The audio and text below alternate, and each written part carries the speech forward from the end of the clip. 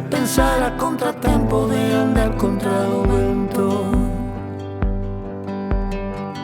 por querer o que non teño, por ter máis do que preciso,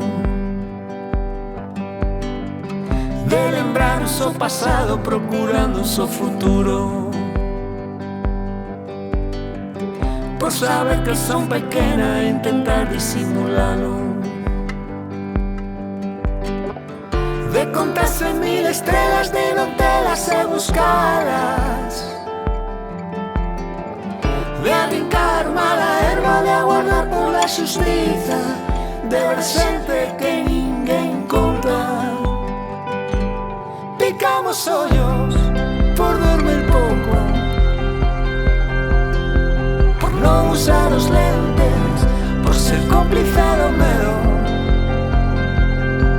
aceptando a mão de ferro.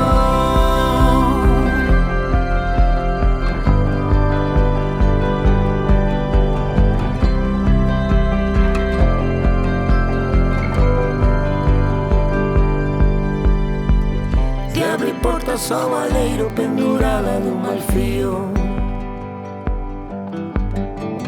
de correr e ser máis lenta por querer beber o río,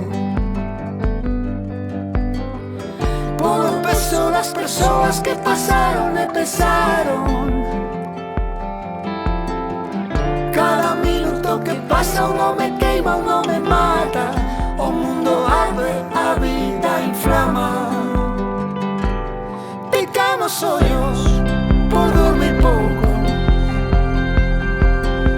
por non usar os lentes, por ser cómplice